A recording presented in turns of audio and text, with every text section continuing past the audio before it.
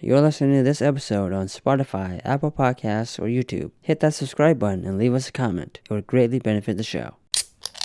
Hello, I can welcome. crack open another THC. I can open another Trail Magic. Keep that in. Hello and welcome to Movie Creators with the Farx Brothers. I'm Kirk. I'm Kyle. Fuck you. No, thank you. No, We're thank talking you, about Nicholas. Scream 7. Scriven? Fuck you, Scrub. Guy Busick. Fuck you. Who? Guy Busick. Who's Guy Busick? The fucking motherfucker who wrote that AI shit in Scream 7. Oh, is that the writer of? Yes. Oh, yeah, like, Is that a spoiler? no, because they Anyone who's not a fucking dipshit knew it was going to be AI. So Well, I think there's something about AI in the trailer. no, they don't mention AI in the trailer. Well, I mean, don't they have AI in I Know What You Did Last Summer too? No, they didn't have Oh, AI they didn't now, deal with no. the modern No. technologies? No. Okay. No, it was just, yeah. So I went into this movie prepared to not like it and not have a good time. Yeah. Did I have an okay time? Yes, but I think it was because of the people I was with. Oh, that's nice. Not well. I mean, you know. So that's the thing. That's why I'm so pissed at this movie, because me and Lloyd loved it while we were watching it, because like I was saying offline, most of the individual small moments, like if you just took a minute out of it and just watched the minute, it's probably a well done minute.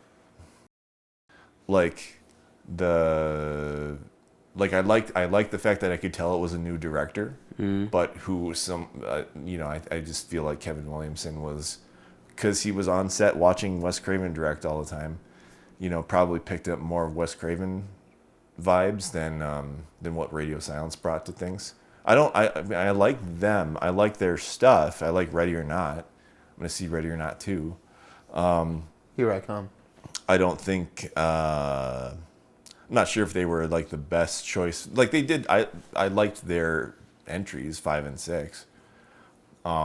Is 6 the worst Scream though, or is No. this the worst Scream? What's the worst Scream? Well, I think This is now the worst I think Scream? this is probably going to be the worst Scream. We'll see, because I didn't like. That's a weird thing. I didn't like 3 when I first watched it. I was really disappointed, and then now I'm totally fine with 3.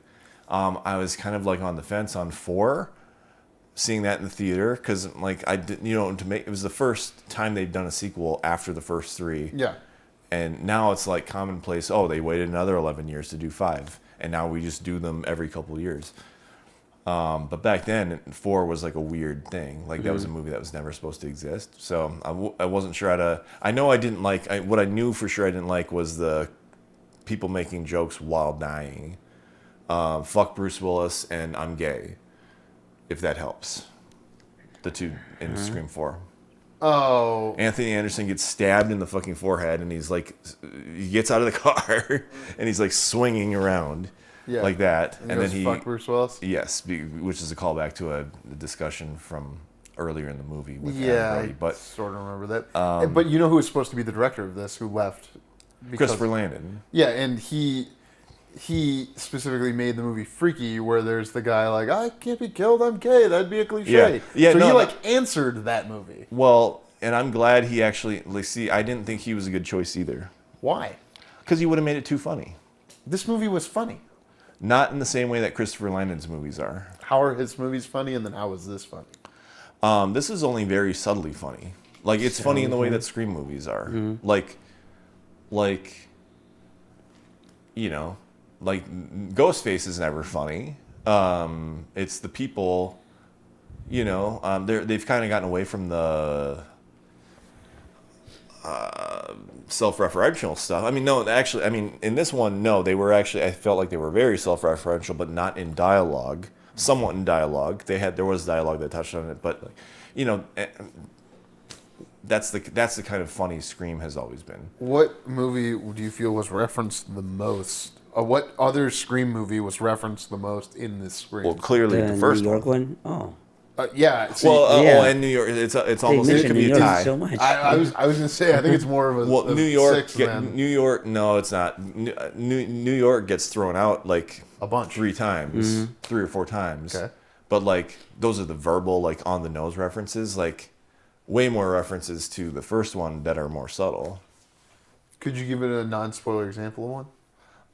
Non-spoiler, because it happens right after the cold open, like the window, the boyfriend coming through the window, and then they're making out, and then they play the cover of "Don't Fear the Reaper," which is the same cover that used in the equivalent scene in Scream 1. A lot of 30 years ago talk, which does raise a timeline issue, but How does it raise a timeline issue? Because this movie should theoretically what we've known before about the timeline of the movies should be taking place in it should be taking place 2 years in the future. Wait, why? Because Tatum, the daughter, is 17. Okay.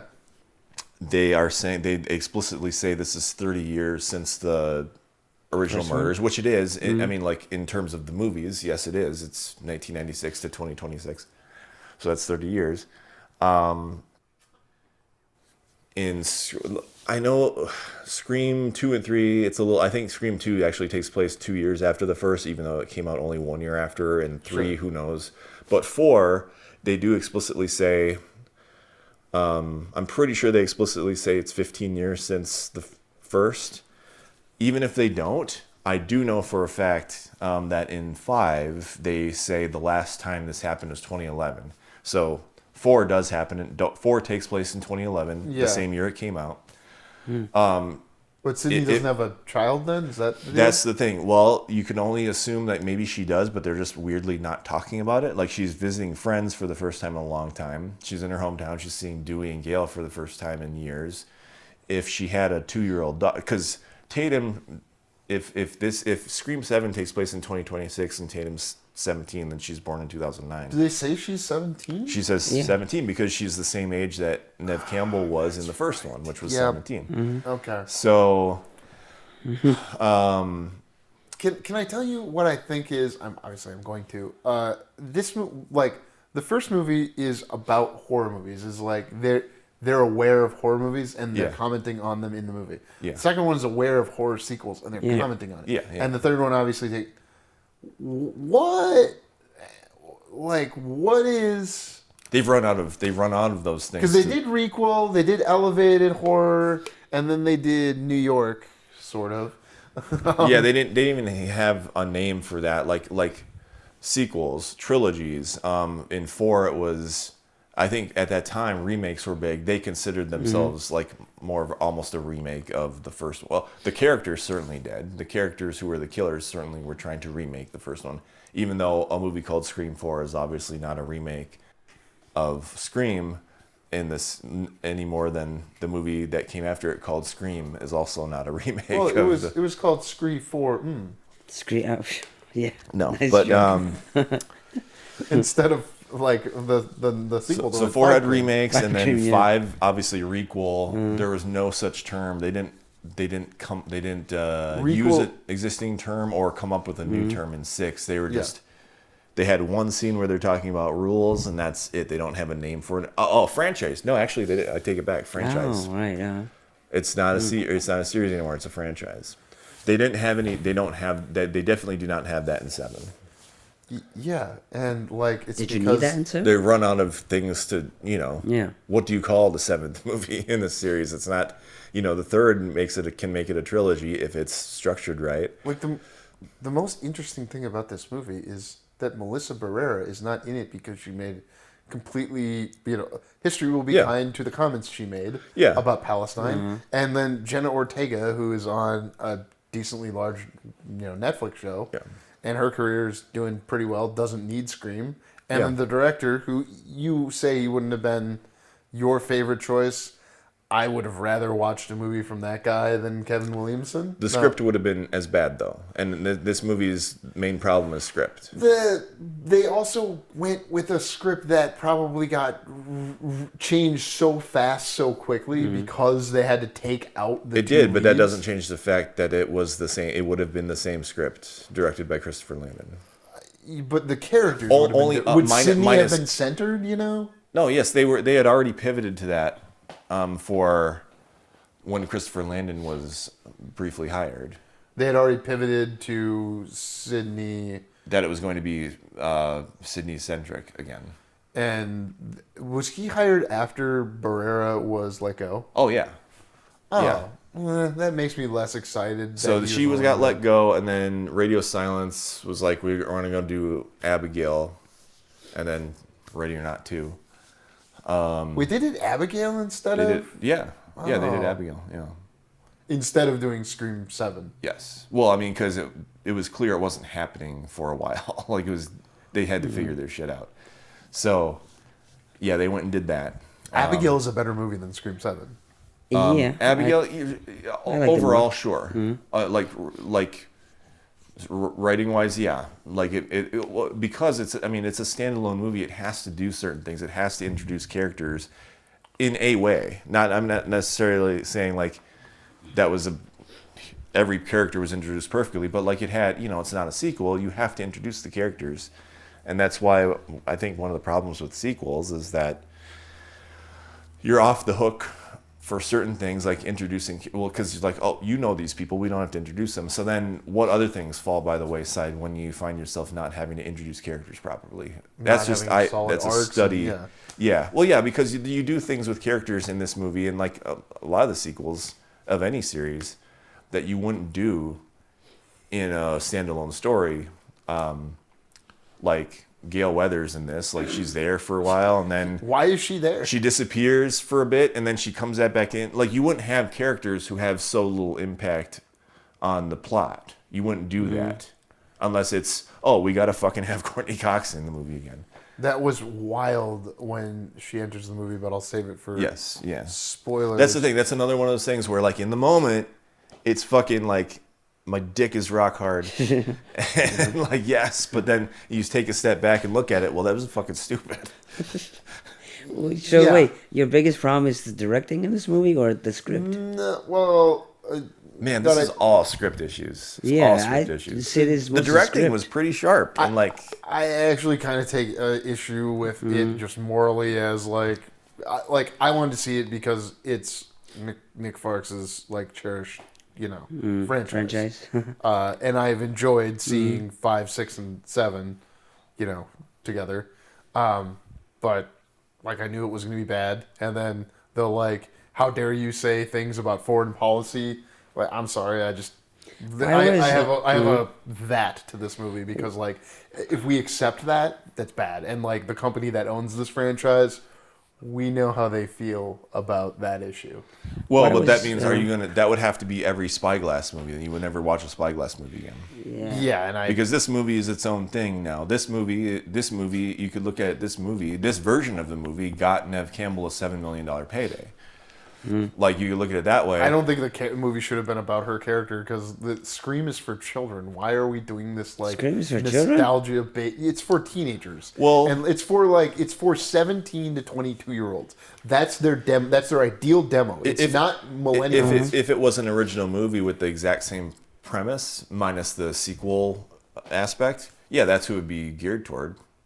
It would be fiscally wise for Paramount to be aiming for that period, because then you've got 18 to 22-year-olds who can go watch 6 other movies on your streaming platform that you're supposedly going to match with HBO Max. They're not targeting that group. That's why they have... This is just like Scream... This is very similar to Scream 4, like where you had the sense of here's characters you might actually stick with, younger characters. We know with Scream 4 that wasn't the case, aside from Hayden Panettiere. But eventually, but like it's the same with this. Like you're gonna, I think what they're doing is smart. They know they're gonna get people who maybe set out the last couple who are gonna come for Neve Campbell, but you still know that this has a bunch of like young cast members too. That the younger crowder they're gonna come out for them. Why do you think this did well? Like, it kind of bothers me that this did well because it's like... Is it a terrible movie? Terrible movies do well all the time. When the worst movie in a franchise has the highest opening weekend, the lesson the business will learn from that is definitely not going to be an artistically beneficial one. Maybe, but I can't force them to learn the right lesson from it. But I also don't think it's because, like... no one knew when they were pre-ordering tickets, like after the Super Bowl ad, like that it was going to be bad. Like it was just good marketing. I mean, well, and what's funny is that the critics aren't on their side this time because like 6 was bad. It was like 5 and 6, dumb. they have writing issues. Yeah, it's always the writing issues, really. 5 I have more affinity for, I guess, because it captured the same kind of thing, and like I can see a difference between 1 through 5. 6 is just bad. It's ironically it reminds me of the Jason movie where he goes to New York and he's on a boat the whole time. And it's like you guys are in Toronto. Oh yeah. If you're going in expecting Ghostface is gonna chase him to the top of fucking the Statue of Liberty, yeah, you're gonna be disappointed. But like, Radio Silence said the story was bad. I mean, it was typical Scream. It was mostly typical Scream, but yeah, it was very sloppy too, though. I mean, that's the one with we'll swap her out with a fresh one. Comes from that one, and the whole shrine thing.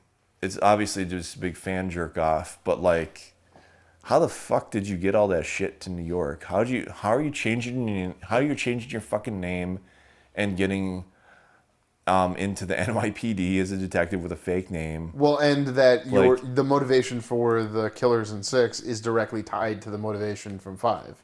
And that's what 1 through 3 did. Well, and it's a ripoff of 2 because they're at college and they're avenging the death of their family member who was a killer in the previous movie. So it's a ripoff. It was very entertaining, but it's the same thing. It's like, I think there are sequences. Again, I think there are sequences that are shot well, like the penthouse attack on Courtney Cox. I think is like well done. In 6. But like when you step, it would be well done if she died and didn't come back with whatever the hell her plastic surgeon's doing. Oh, she's like a different person every time. Yeah, and she's getting like more like a Skeletor every time. And I'm sorry, I don't want to criticize, but like it looks unhealthy, and I'm concerned for her. It looks like they struggled to light her when she's sitting at the dining room table with Neve Campbell in their house. Because Neve Campbell at least looks like a semi-normal looking person. Because in theory, she's playing 47, right? Because it's been 30 years. Yeah. So Neve Campbell looks like and Neve Campbell is not that age. She's in her 50s, I assume. She's 52 in this movie. Oh. No. She's 51 in this movie. It's weird to me, that number so clearly, but like as I've gotten closer to 40, whether I'm there or not, it's interesting that like a 50-year-old person doesn't look that old to me. Yeah. But like 20-year-old people look very young to me. Yeah. And I hope that I'm somewhat comforted by that. Sure. And it's like those who it's not true for, I question like what happened? And that's why it's like, why do we need this nostalgia like jerk off session that like isn't doing the thing that Scream could be best at, which is it's an entertaining horror movie. Yeah. It's a decent Agatha Christie whodunnit. Yeah. Is it? I don't think so. The first Scream, 2 or 3 the first one. Yeah, first maybe 2. And the fourth one, fourth one was kind of a rug pull, yeah. And 5 has an Academy Award winner, so, That one, the only reason that you couldn't guess it is because they just had just enough pointless characters where it's just 50-50. Is it going to be that pointless character or that pointless character? Well, I knew it was Jack Quaid. I didn't know it was Mikey Madsen. Did you know, or did you just suspect? Candace. I knew. Huh? That's a Candace Owensism.